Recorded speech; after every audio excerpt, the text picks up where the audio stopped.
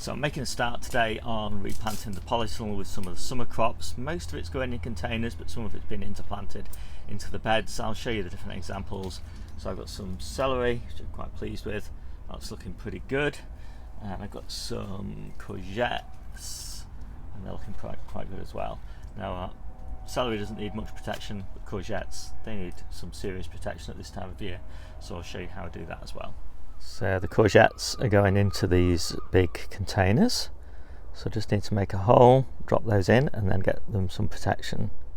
So this container is made up with my homemade compost. Just the top layer, top 2 inches, is mushroom compost. My homemade compost is a bit weedy, whereas the mushroom compost is sterile. So it just helps to reduce the amount of weeding I've got to do.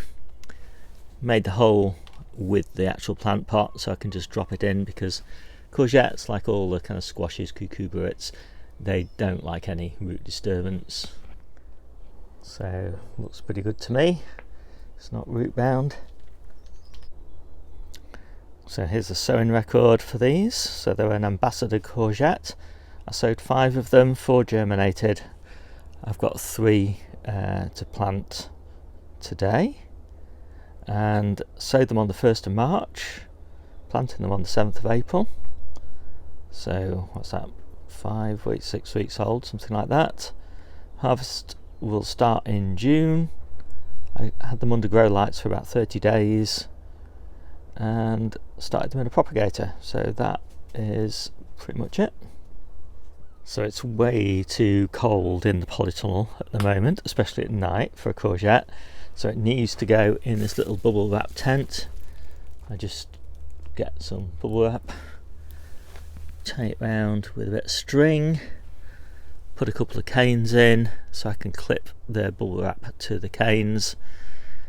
I vent it during the day like this, and then I close it up at night like that. And yeah, I've never lost one yet, so it's always at first time, of course. Watering wise, well, the containers have been in the polytunnel for a couple of days, so they've warmed up reasonably well. I will water them with warm water that's been warming in the polytunnel for a few hours, but not a lot, because I've already pre-watered the containers really well, so they're really nice and moist. I just want a little bit of water just to settle them in. And that's pretty much it. That's the way I do courgettes. So this was a spinach bed. I interplanted beetroot into it. I've just done a last harvest of the spinach, so I'm just going to twist this out now. And I'm going to put parsnips in here. Now, one of my viewers talked about doing parsnips in a polytunnel, and they said they had the most amazing crop. So I thought, well, why not give it a go? I always like to do a few experiments. So this beetroot is going to be harvested for baby beets. I'll start harvesting at the back here. That's where my tomatoes are going to go, all the way along the back. And so all this area at the front, this can be harvested a bit later, so I guess this will all be out by June. And I figure that that's kind of just the time really at which these parsnips are going to be getting quite big, and so I'm going to put them in the centres and see how they go. So I'm going to put white gem in, and I'm actually just going to lay them on the surface of the compost initially. I'm going to put 3 seeds in each station. They're naturally, because they're on these interplants, about 8 inches apart, which is actually what white gem recommends. 1 centimetre deep, 8 inches apart. So yeah, we'll give that a go. So I like to clear all these beds and get them replanted in September, in October, and so harvest time September to October, so that's kind of perfect for the early crop of parsnips. So I'm only planting 15, which is kind of perfect for the early crop. And so now I'm just going to mulch them over with some fresh compost so that they're about a centimetre deep. Give them a good water, keep them moist, snip out the healthiest, all but the healthiest looking seedling in about a month's time, and leave them to it.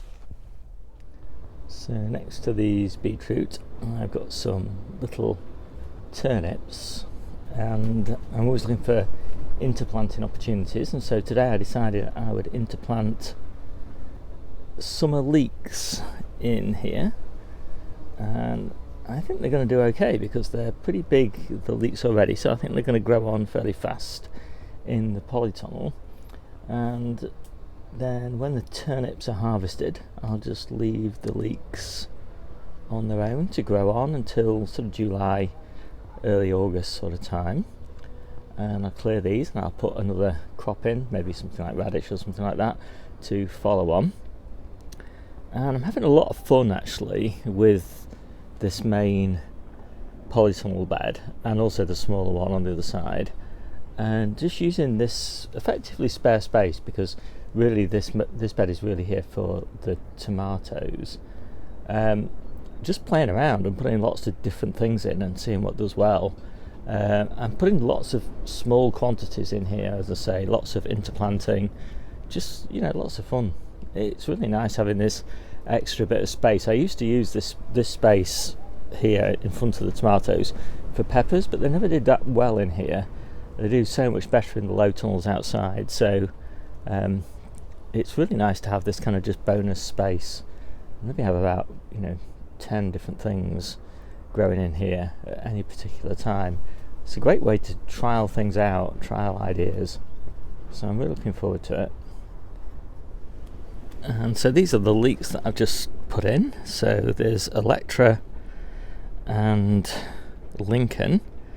I think they were both sown 22nd of January, germinated on the 2nd of February, and I've just planted them out today on the 8th of April. And as I said, they're going to be harvested sort of late July, early August time. They weren't grown with any heat. They've been in the polytunnel for a long time. I've still got some Electra still to plant somewhere else. I'll just have to figure that out as I go along. So these are the seedlings I planted a couple of days ago. They've all taken really nicely. Very happy with those. So I've just cleared this little bed that was spinach. Sown in September, planted in October, harvested many times, I think about 20 times since then. And I also interplanted into that spinach these Brussels sprouts for leaves. I've just harvested a little bed of those yesterday, and now putting carrots in, and about an inch between each carrot, something like that. I don't worry too much about it. These are carrots primarily really for salads in the summer, and these are a pelleted seed, so an early summer carrot from moles. And yeah, I really like pelleted seeds, they're such a luxury. Anyway, I popped those in, and then I cleared this little lettuce bed. So this is the second lettuce bed that's been in this polytunnel since October. The first one was a batch of experimental lettuces that I was trying out for winter. I cleared those in December, and then I planted another batch of Novara actually, and they were great, and we just finished harvesting those yesterday. So in goes the celery, and it's looking lovely. Needs a good watering. A lot of people worry that celery needs a huge amount of water. We just water it the same as the tomatoes basically, so it's not particularly onerous.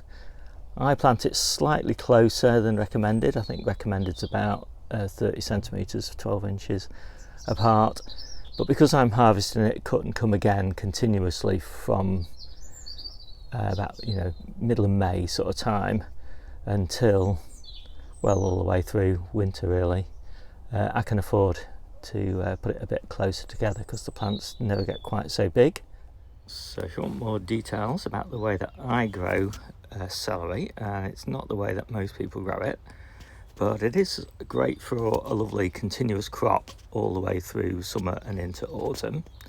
You want to look at my individual growing guides, so that's here, and then you have to scroll down to celery, and only the ones that have got a green background have been written. So this is mainly a winter project for me, writing this book, and so all of these will be written over winter next year. This year I concentrated on my year-round growing guides. Anyway, here's the celery, and I cover all the basics basically. You know, how to sow it, how to prick it out, how to plant it, how to harvest it, how to water it, etc, etc. So take a look at that if you're interested. And the only variety that I've actually tried growing this way is Victoria, so right now that's the only one I recommend. But if you have tried other varieties, then let me know. So I hope you liked this quick video. My name's Steve, this is the Seaside Kitchen Garden and Allotment channel, and I'll see you soon.